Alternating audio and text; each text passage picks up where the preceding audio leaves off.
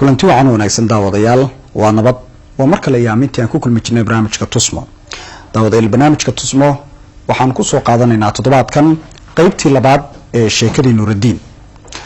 oo toddobaadkii hore noo joogtay socdaalkiisii markaasi uu ku galay badda ayadoo badda ay ku kacday oo markaasi isaga iyo dadkii ay la socdeenba ay xaalad aad u adag oo noloshooda ay halis gashay ay la kulmeen kadibna uu marka ku yimid ee uu badbaadiyay oo geeyay Talyaaniga haddaba sheekada waxa uu nooga sii bilaabayaa markii uu Talyaaniga galay ee uu qaaradii Yurub cagaha saaray meeshii u socday waqtigii uu gaadhay wixii uu la kulmay dhibaatooyinkii uu la kulmay iyo wixii uu sawirinayo waxyaabaha kale ee uga soo baxay iyo sidoo kale go'aankiisii dib u soo laabashada ee qaaradda Yurub oo markaasi uu dib ugu soo laabtay ee dalka iyo haatan dalka waxa uu ka qabto waxa weeyaan waxaan soo gaadhay guushii safarkayga iyo mara dhalkii safarkayga Yurub ayaanu cagaha soo dhignay horiya hebel imka ma Yurub baynu joognaa iyo ma Yurub baatani u qaadan waa Yurub magacu u fiican yahay laakiin maxaa hoos yaalay hoos loo meego kuyuubana lagaga soo dhaadhiciyo markabkii iyadoo farahayga la eegayo kii finan yar kula gaar loo dhigayo kii caadiya dhaqaaq la leeyahay kabihiina laga bedelay ayaa basasna la saaray baskiiba 60 baa la saaray waa halkii aanu saaxiibadaya ku kala baydhnay dadkaygii laa inta isku soo xidhnaa aanu kala farqiga ku noqonay nin kastaba wadan tagay 60 aan ku jiro Rooma la geeyay dibna loo soo celiyay magaalada Alexandria la yiraahdo la keenay toddoba naloo sii qaybiyay toddoba reeb raxweyn ah oo nimanka koonfurta ah oo aniga iyo inay yar oo reeb Puntland ayaa wax Soomaali kun kala manana faqoon noo maymay bay haayeen ayaanu gurina la wada geeyay albeerkadii baanu adu wax ku yar cunay xaafadii aanu la soo hadalnay oo aanu u sheegnay inaanu Yurub galnay gelin dambana la geeyay kiniisad anu markii kiniisadda aanu u galnay aan jiri dhacooday oo markaan gurigeygii ka doortay kiniisad ingam waayay inuu warinoo taliya aanu ka yaacno meesha kiniisadda habeenimada aanu kuma gamin maalinnimadii bana laga kaxeeyay waxaana loo geeyay gabadhii albeerkadii dibadda gaadhayna soo saartay gaadhigii markii ayna soo saartay ayaa dhakhtarna la keenay dhakhtarkan caafimaadkayga la eegaya wax kale noo qaban maayo waxaana la marinayaa dhiiqo baasha boomaatada la yiraahdo yaana marinaya waxaana marinaya qof dumar ah nimankayga ragga ah ee islaamka sheeganayay gabadh aan diinteedu noo banayn in ay jidhkayga ka shaqeyso ay u mariso waan ka diiday halkan Yurub baa la yiraahdaa danto aad yeeshay noqonayso in dharkana laga bedelo kaniisadina lagu celiyo ayna tiraa aroorta kamayda dhar kalena oo idin keenaya wanu ka maydhanay dharka intii ay soo waday baan ka baxsanay si aan furana ooga dhigin Talyaaniga oo tareen raacnay oo ku tagnay Juventus oo Soomaali kala u tagnay sidii baan uga sii gudbay Yurub oo aan Switzerland ku tagay oo aan kula kulmay nolol aanan geyin nolol ay ii dhaanto tii Liibiya oo tii Liibiyana ay tii wadankaygu ka sii wanaagsantii in aan cunto ku u galo in hurdadeedii la controlo in suuq u baxastaydii time loo sameeyo in anoo hagar la'aan biyaha cabba cuntada cuna waxaan u baahdo soo qaata in la soo koobay in yaroo kooban aanu ku xirnaano nin bilwad baa leeyahay qaar ba sigaarka cabba haashka ay la gurto ayay noqotay kolba marxalad aad gelayso hargeysa meherad baan ku haystay anugu waxa weeyaan qofka waxa kaxeeyaa waa hunguri xumo waxa weeyaan qofku marka uu tiisa alxamdulillaah oran waayo wixii alxamdulillaah daas ay u keentaa dhibkeeda uu arkayaa waxa weeyaan markaan hargeysa aanu joogay shaqaysanayay jeeb walba lacagtaan ku haystay yurub tagay jeebkan taabtay uu maran yahay kan kale aan taabtay uu maran yahay war maxay badan adisay soo gelisay assalaamu calaykum waayi hebel waayi nin aanu isgaranayna aan waayi caddaan dhex bowday waxa weeyaan waxa aan u sheegayaa soomaalida waddankii joogta ee maanta nabadgelyada haysata ee caafimaadka haysata ee quruxda haysata ee waddankoodii oo nabada haysata maanta Yurub dhibaatooyinka yaala waad arkaysaan wad u jeedaan waxaas ma aha caano baraf weeyi ilaahay baa samada ka keenay dad baa ku nool sida ay ku nool yihiin ilaahay baa og annagu maanta Yurub baan joognaa dhibaatooyinka koobaad ee aan Yurub ku arkaynana dee baalkaas ka mid ah markaanu dhalinyaro waxaan kula talinayaa in ay waddankooda joogaan in ay diintooda haystaan in ay dalkooda aaminsanaadaan in ay isku duubni sameeyaan in ay waxa tahriibka leeraa ay ka fogaadaan kala warramo dee maxaaban kaaga warramiba ninka taa ku dhex nool ma nolol buu haystaaba waa waxa aad arkaysaan waxa weeyaan waa baraf weeyaan teeda labaad waxa lagu siinayaa waa nolol qiyaasan waa lacag la doonayo in ay kugu bargo'do waa wax aan loogu talagelin in aad ka dheregto teeda labaad dadkii ku tuhmayaan oo ninka Yurub buu joogaayo lacag buu hayaa ayaa la oranayaa wallaahi baana Soomaalideena halkan joogtaa cid lacag haysataa aanay jirin ilaahum baa og xaalkooda wala wada ooyaya wala wada cabaadaya marka saasan idin kula talinayaa wassalaamu calaykum waraxmatullaahi dadka halkan ka yaacay ilaa qudhaydana dee waxa la filayaan saa lacagta loo xaadho hargeysa abad ka helaysaa 500 qof ka dhacday عيد وحلا يراقب القصينة عيد ونده و ريركي نور دل الموضة الصينية والشخصي أهانت هذا الصينية حويا يوروب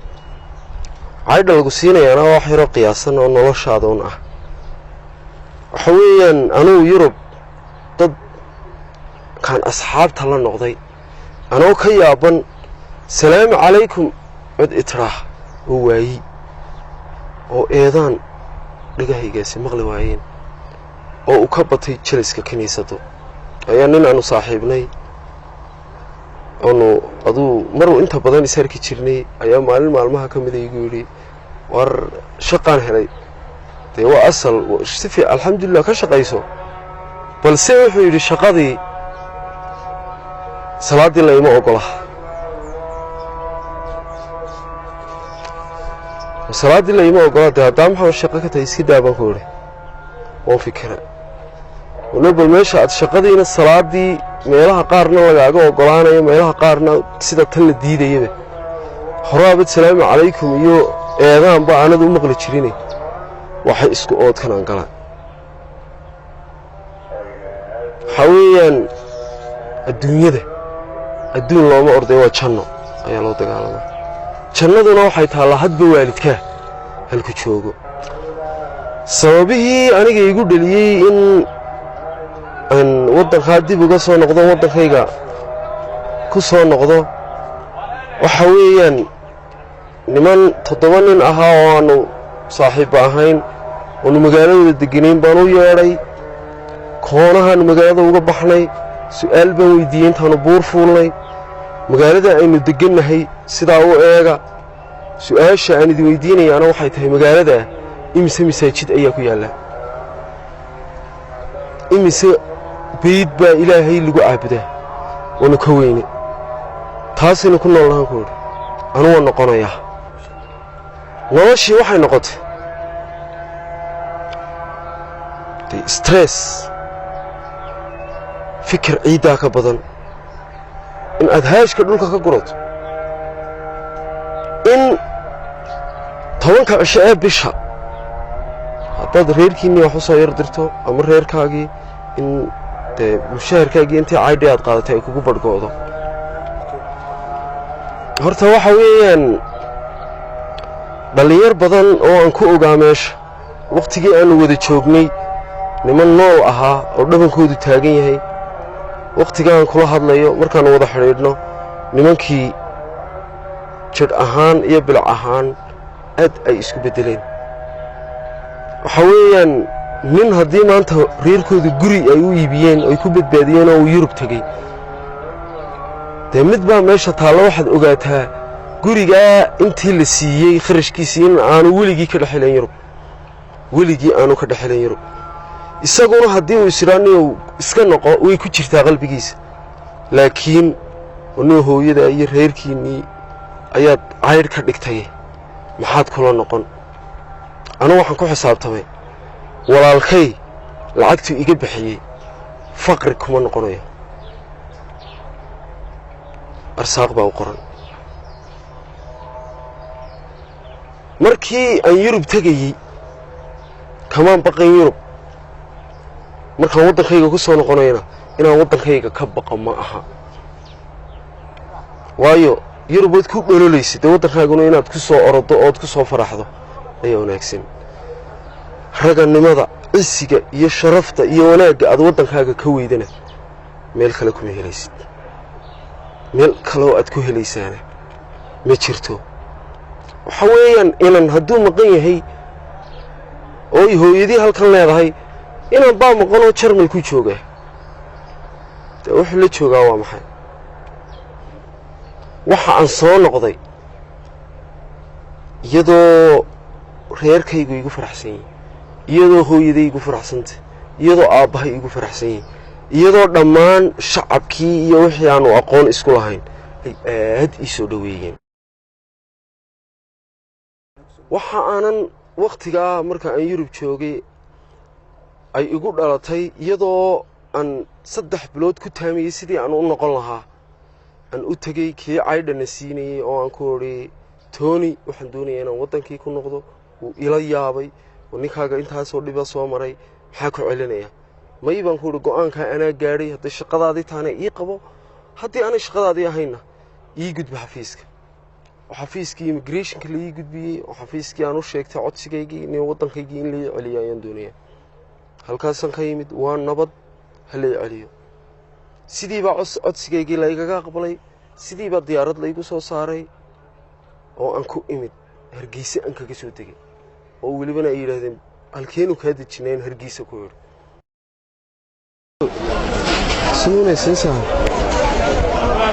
xaalkaaga ka warrisaad waxaad ii samaysay mataqaanaa haddii ilaahay idhaa inta horta ii tiri waxaa soo imsa 500 soo maa 500 kow laba shanaad sanaad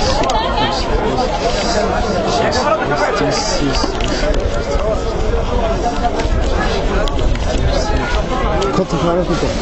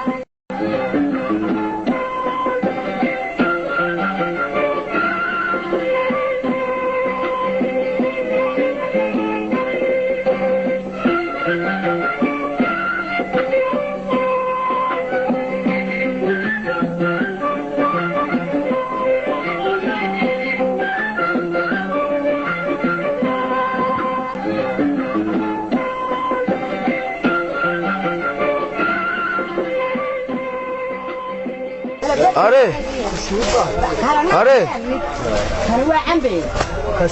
أري بس كرتون بسكنية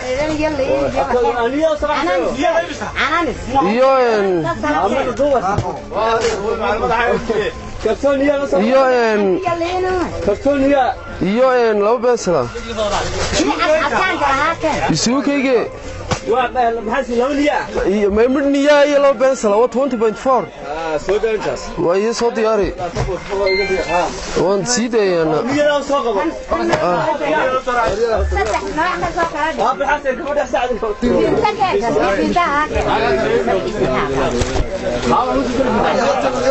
بس كتير ساقطة بس كتير ساقطة كان بس كتير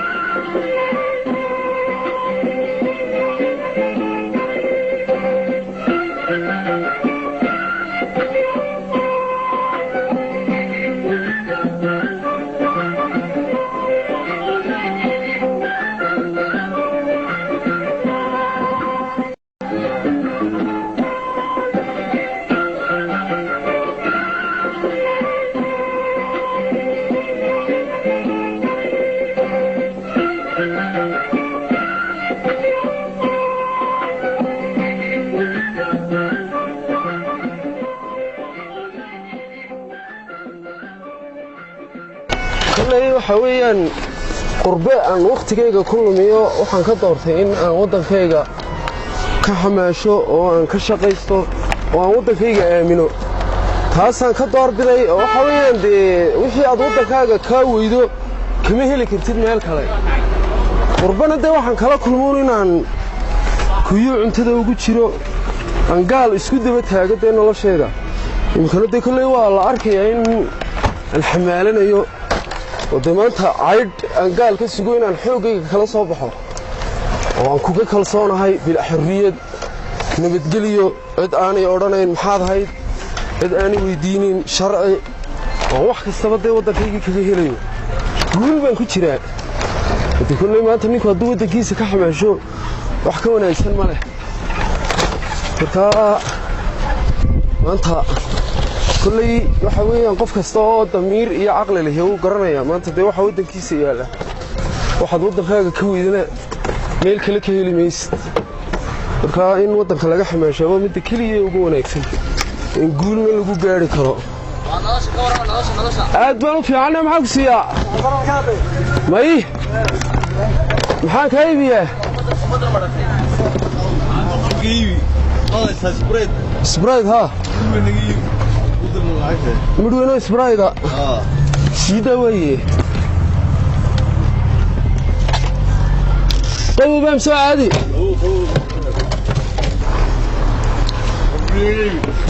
مربيا قوة وي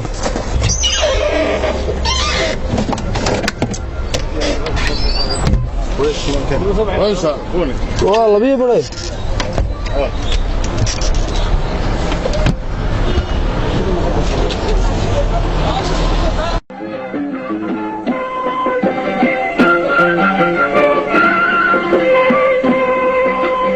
intaas ayaan daawada ku soo gabagabaynaynaa barnaamijka Tusmo oo aanu qaybtiisii labaad ee ku soo qaadanay sheekadii Nuurudiin ee markaasi isagoo galay qaaradda Yurub waqtiga qaaradda Yurub uu joogay waxyaabihii uu kala kulmay go'aankiisa dib u soo noqoshada dalka dib ugu soo laabtay iyo haatan dalka waxa uu ka qabto ayda barnaamijkan aan kaga sheekeynay oo aan kaga warramaynay dhalinyarta dalka ka tahriibtay ee ka baxda ee u socda shaqaaradaha kale oo iyagu ugu badan ee qaaradda Yurub inta badan ee hiigsada oo halkaasi taga ee malakuman wixii ay sawiranayeen ama noloshii ay ka sawiranayeen halkaasi ay halkanba uga tageen barnaamijka qaybtiisa dambe ee saddexaad ayaa isagana waxaan ku soo qaadan doonaa mid kamid ah dhalinyarta iyaguna dalka ka baxay ee u socda qaaradda Yurub ee markaasi haddana dib uga soo laabtay isagoo si iskooda ay uga soo noqday oo markaasi dalka haatan ka shaqeysta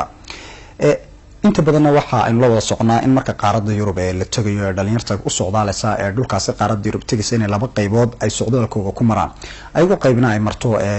Liibiya iyo Suudaan iyo dhulkaasi oo xaggaasi Talyaaniga ka gashay qaaradda Yurub halka qaarka kooda kalena ay maraan Iran, Turkiga iyo Greek iyo dhinacaas ay ka soo wareegaan oo markaas ay Talyaaniga iyo dhinacaas ay ka galaan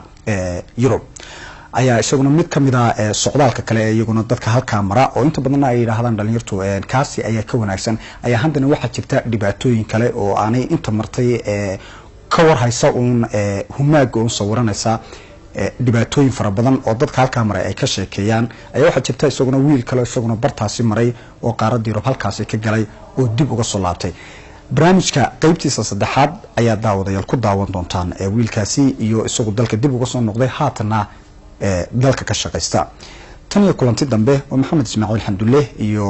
muuqaal duubayaasha barnaamijka oo ah Maxamed Cabdilaahi Cali Maxamed Soomaali Foosi Axmed Caynab